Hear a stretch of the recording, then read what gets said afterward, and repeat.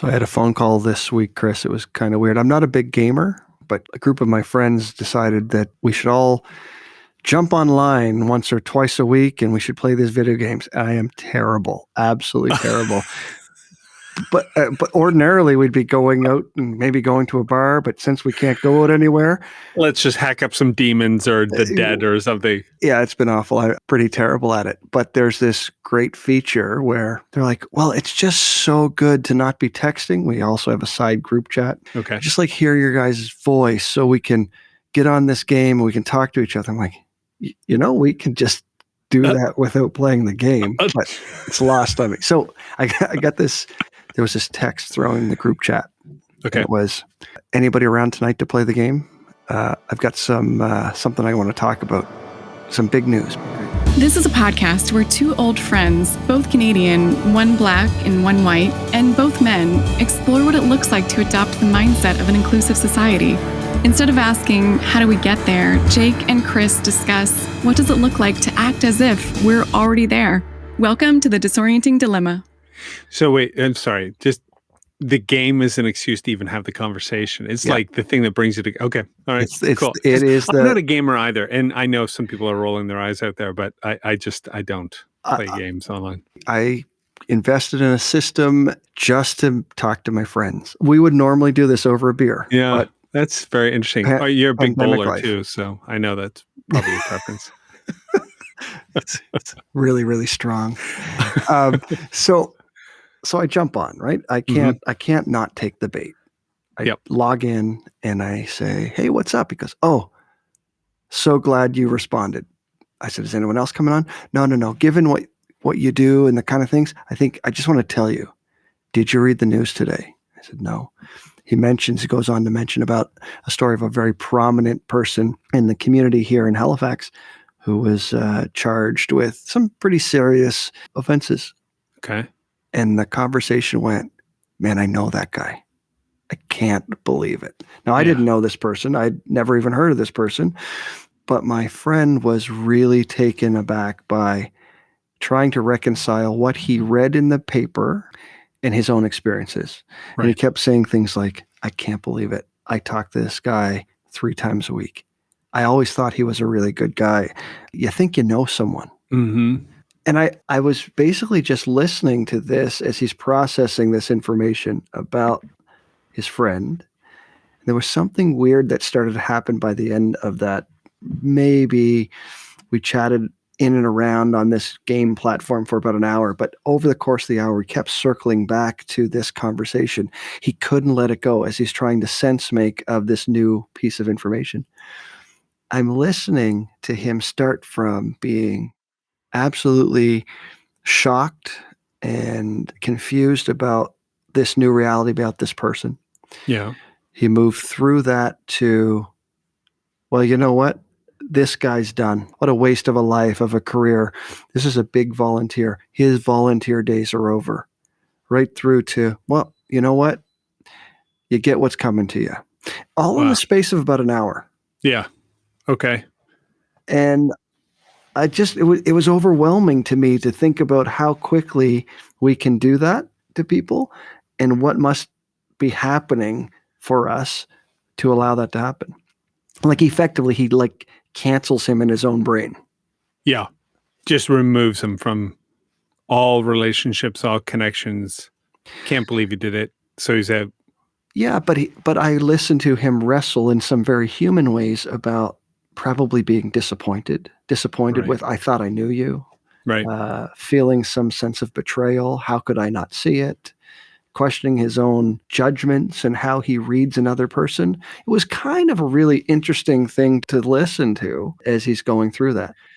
Well, you're weirding me out just listening to you talk about this, because I often think, oh my gosh, if people knew the things I think or what I'm really like, or it could be just weird things too, but would people just say, you're out. I don't want to know anyone like that. Now, of course, everybody on the call is like, what are you thinking about? But it's just the normal stuff. I think it's a normal fear that we have that if people found out, but this actually happened to him. He was exposed for something and people are literally getting rid of him in their minds and in their lives. Yeah, and so I couldn't stop thinking about this conversation. So because I didn't know this person after the call, I went in and started doing a couple online searches. What is this guy connected to? Who is he? And I could find references to some of these boards and volunteer groups that he had been associated to. So I would go and say, well, what does this group do? And if you followed the link to like board of directors, members, page not found, I probably went through and found 6 different spaces where there was once a cast reference to this guy, and almost immediately gone. Social media eraser. Just like if we delete it, maybe it didn't happen. If we start to remove our affiliation to this guy, gone. So this is an example. This is a pretty good example then of cancel culture, right? I guess. Yeah, I think so. But it's not new. We've been doing it as people for a long time. I think the systematic follow through, I don't know, what would you say? How would you describe cancel culture as a formal response in a situation like this? Versus you just have to, the common story is that I'm a couple with my other, and we are friends with this other couple. I mean, I remember Seinfeld episode, I think about this, and they get a divorce. You got to pick a side, right? Like you can't be neutral. You can't be neutral. It's him or her, and you go run through the list. Well, she's this, but he has a car, and we can get out of the city. So they go with the one that has the most benefit to them. That's, of course, the funny thing. But they never called it in the Seinfeld episodes cancel culture. But that's kind of what it was. You're like erasing one person and then just sticking with the other. So as people, we've kind of been doing this for a while. But this cancel culture, it feels a bit more like a formalized process of dealing with issues. I hear it all the time now. Yeah, I think sometimes it's interchanged with, I think, call-out culture. You'll hear those kind of terms. Okay. Wait, thrown out. What's call-out culture?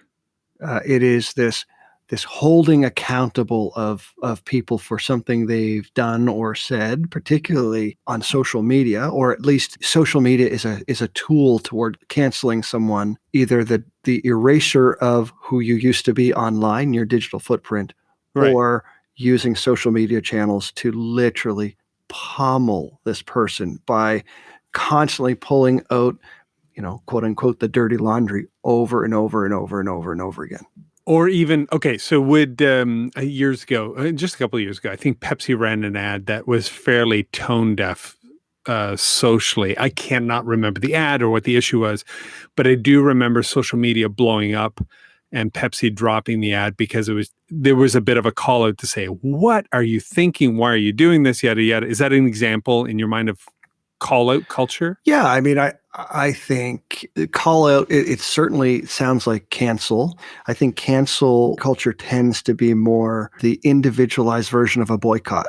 So you have some companies do some testing or do some unethical business practices. Yeah. Everyone tells their friend, don't buy at company such and such. Yeah, exactly. Right? So we have these boycotts. Did you know they're doing this and you should avoid it and I'm not buying it? And then there can be campaigns online. Yeah. Right. Yeah. Okay. So I think the individualized version of that, though, has become, largely in part to social media, the individual canceling of people.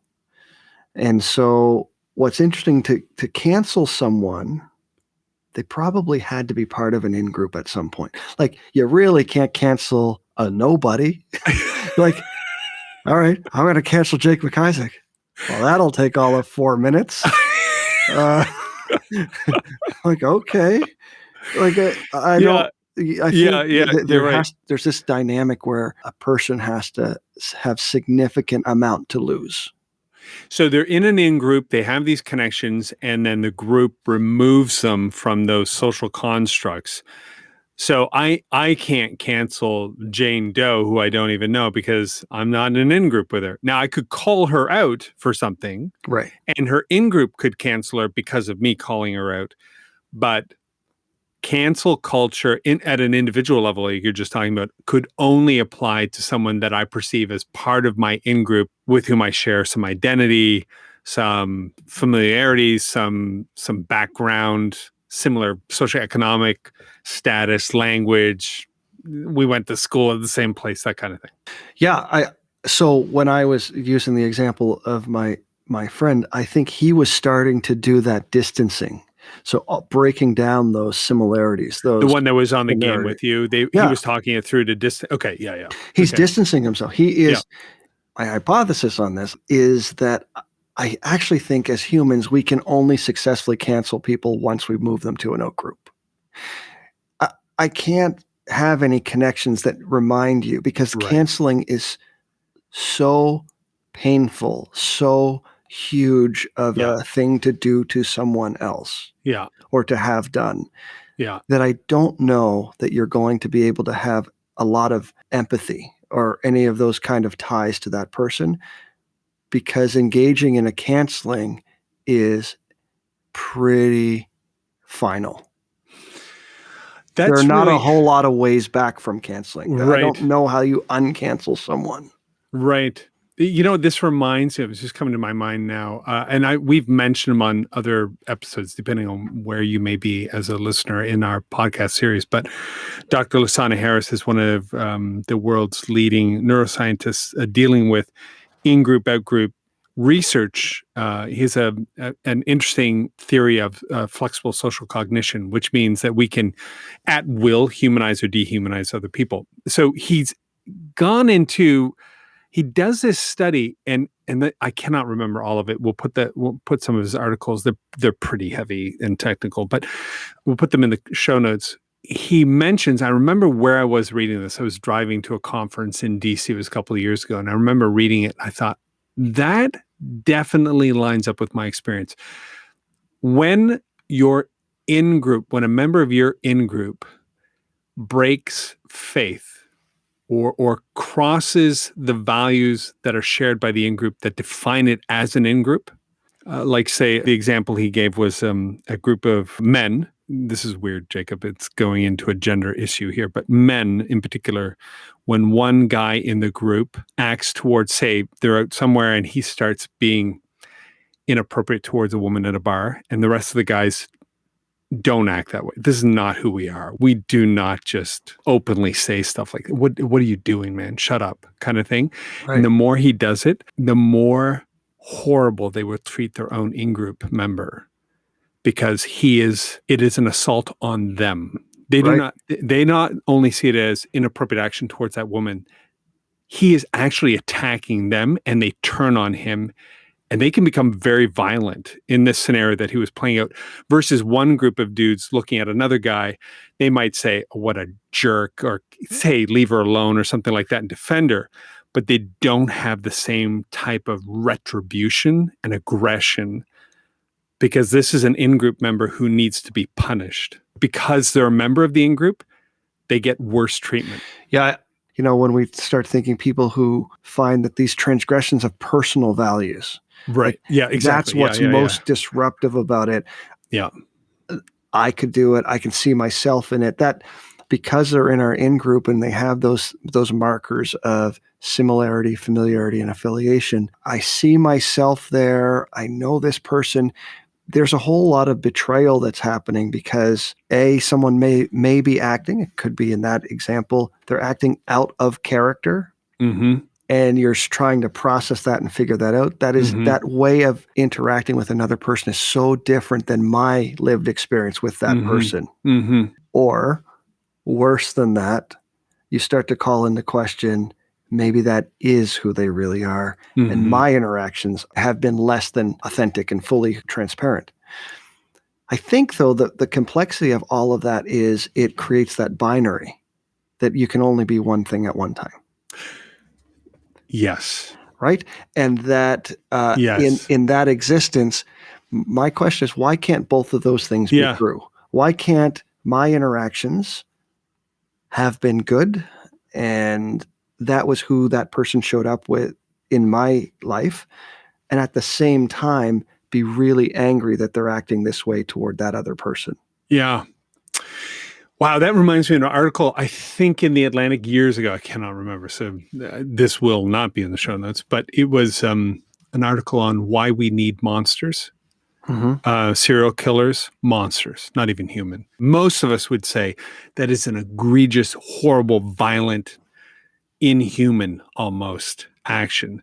We need them to become monsters because otherwise we have to reconcile the potential consideration that that is part of the human experience in all of us.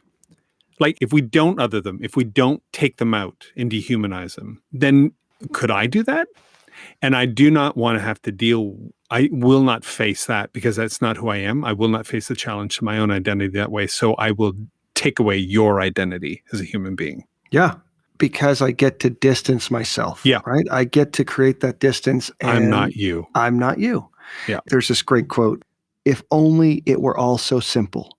If only there were evil people somewhere insidiously committing evil deeds, and it were necessary only to separate them from the rest of us and destroy them. But the line dividing good and evil cuts through the heart of every human being, and who is willing to destroy a piece of his own heart? That's exactly what I was saying. Right. We need them to not be one of us. Otherwise, I have to face the fact that this is what the human species is. Are we all potentially monsters? I can't deal with that. So I think that's an amazing quote. This is where we have to wrestle with how we make sense of in and out groups. I think this is how we have to interpret and read these groups. So when we read a group and we judge them on the dimensions of warmth, it's whether this group is going to harm us or help us. Yeah. And then their ability to follow through, that competence, their ability to act on either of those intentions. So we can process how we let people in or push people away. And so we are very hardwired to, of course, with these positive kind of associations, this warmth, either have more of it and draw them in closer, or very naturally to push away and avoid. It's interesting. Every teenage drama movie that had any success in the theaters is always about one poor kid who breaks some sort of social norm and then gets othered by everybody else.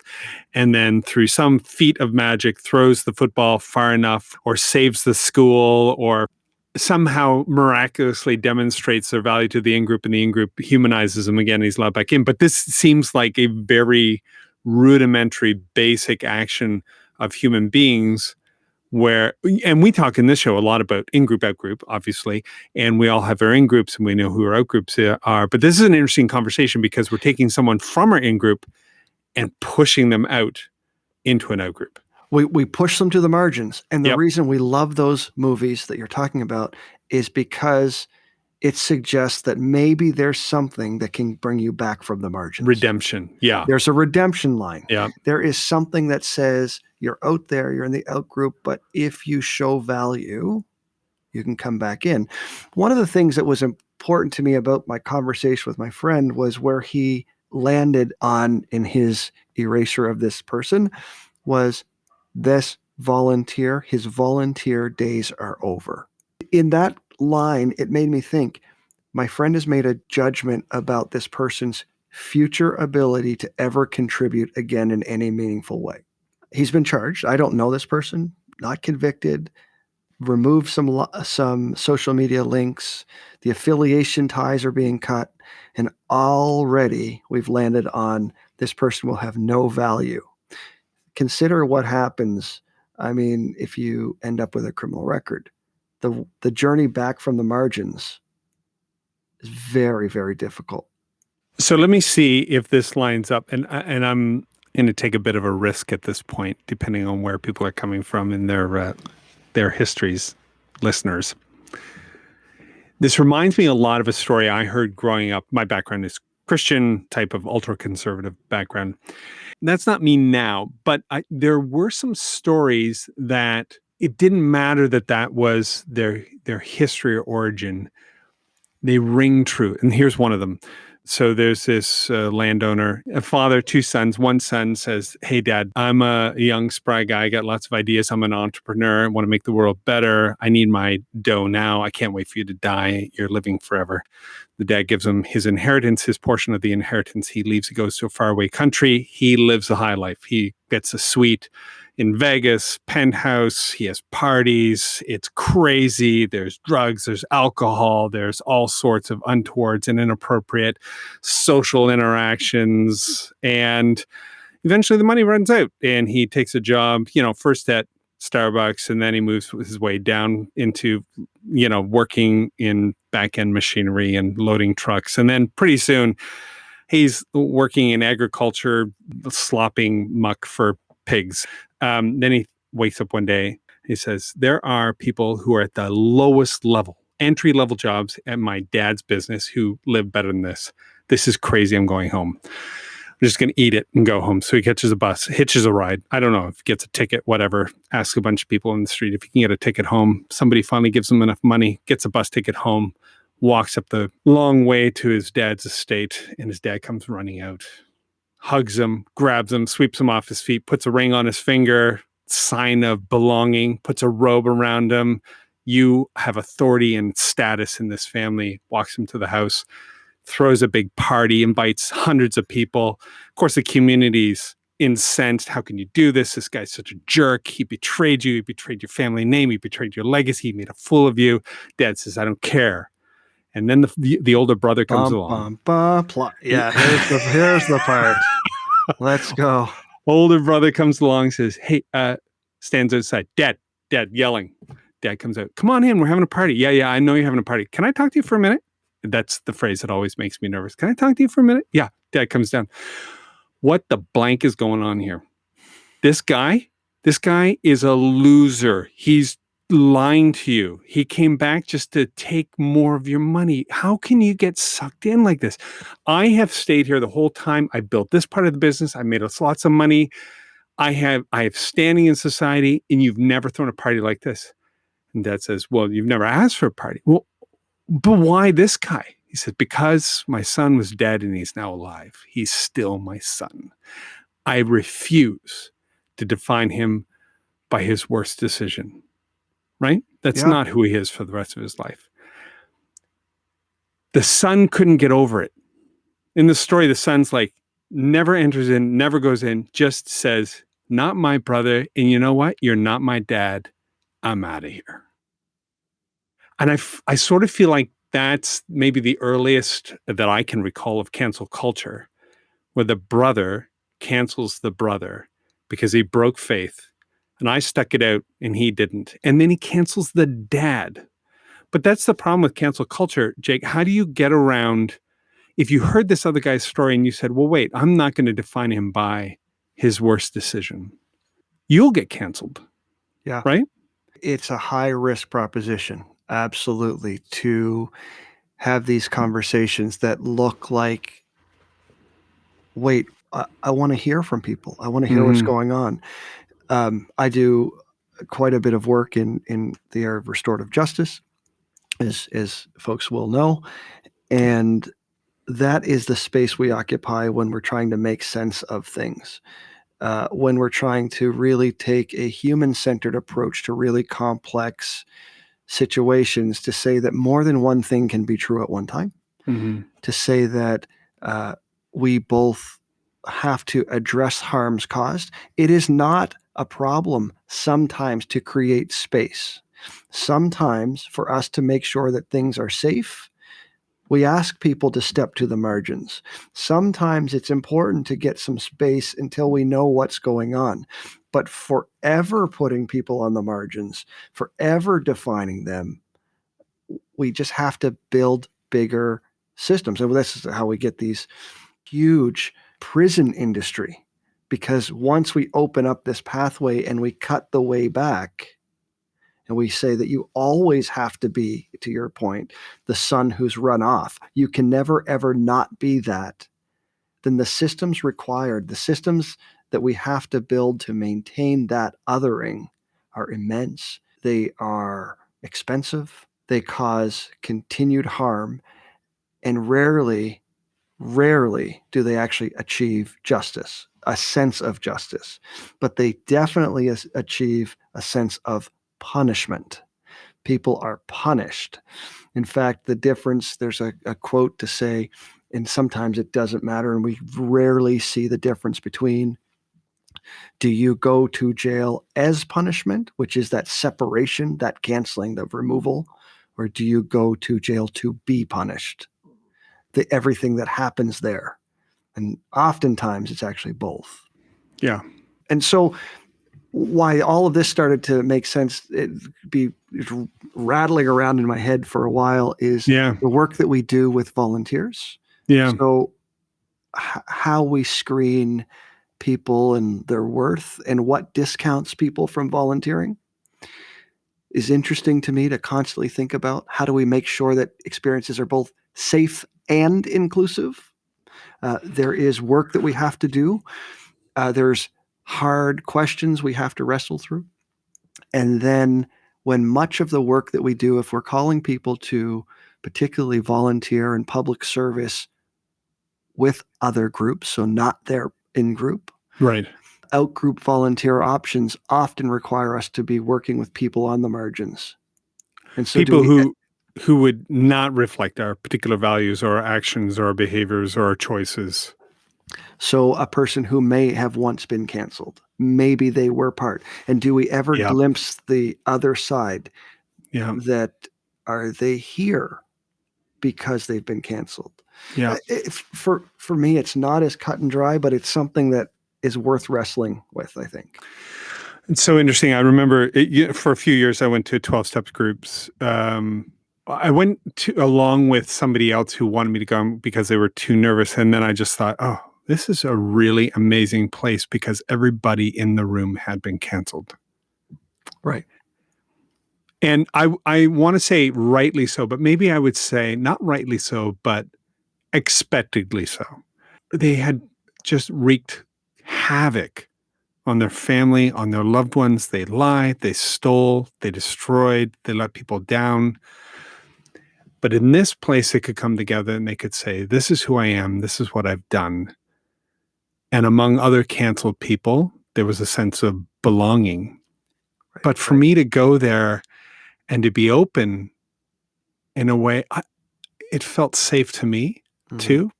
Because I started out at the top of the show saying people knew what I thought, and we all think this. If you don't think this and you're listening to the show, you need to think harder, because I know it is normal. It is a very normal human thing to be terrified of other people knowing exactly what's going on.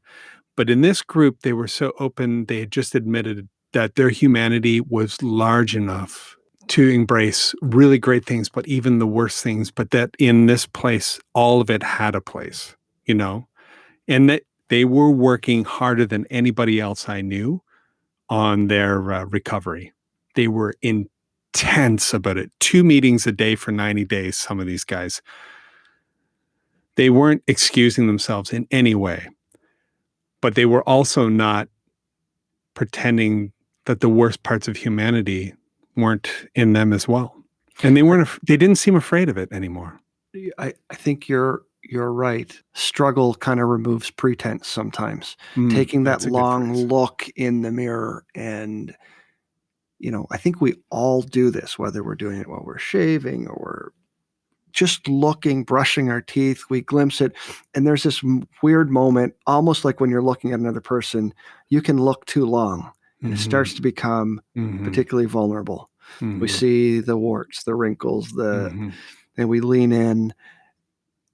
And so we're not called to do that enough, that deep reflection about not what's going on, but who am I?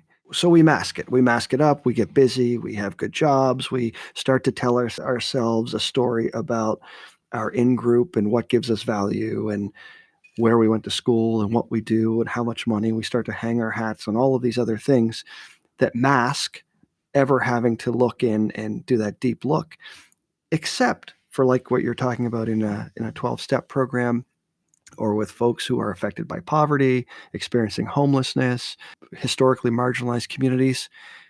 It is a privilege that people have to put on those masks and to not have to look in and not have to constantly wrestle with, who am I? How do people read me? And so canceling is oftentimes a person with privilege flying quickly to experience a new reality that Yeah. some folks have like, I've been canceled since I was born. My life has not Holy mattered, crap, and now Jake, I've never welcome thought to of it the like other side. Yeah. Wow. Shoot, man. I've never thought of it like, I mean, I've heard cancel culture and I've seen articles about it and whatnot, but I've never thought about it like this. An extension of privilege. Yeah. So I don't know the answer. I don't actually know where we go with it other than maybe just wrestle with it. Yeah. And I think we're really good at recognizing what we would never want to happen to us. Like, what would the way back be when I mess up? The conditions that allow me to actually take responsibility, to hear from another person about the way that that's impacted, give me some pathway and runway to make it right if I can, and fully accept that I may not be able to, but I will at least begin to repair the harm.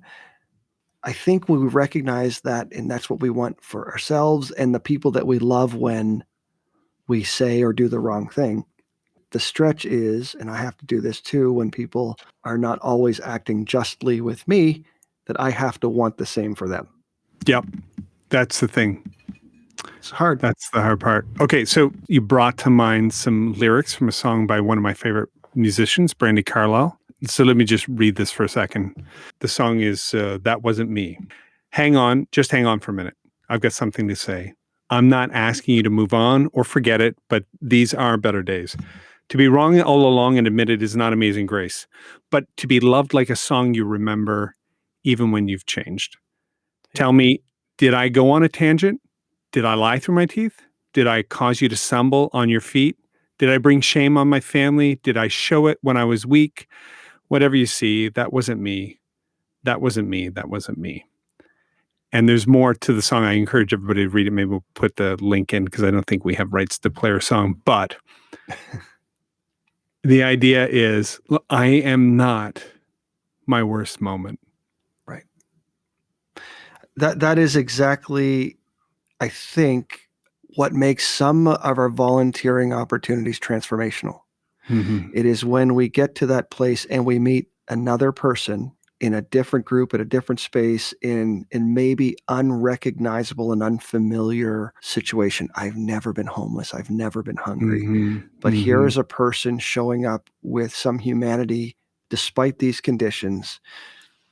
And all of this is happening in the background for us. I think Mm-hmm. that's that next level of volunteering that we're asking people to consider. And it becomes that what is truly disorienting about that experience. I thought you were going to go with also great lyrics, Shaggy, Wasn't Me. So, we don't have to put those lyrics up, but also Wasn't Me. This podcast is brought to you by the RW Institute, produced by Daniel Parker, recorded remotely in Los Angeles from Baltimore, Maryland, and Halifax, Nova Scotia. Be sure to subscribe so you can keep up with the conversation. Care to react? Submit your comments at rw.institute or on the comment feature where you're listening now.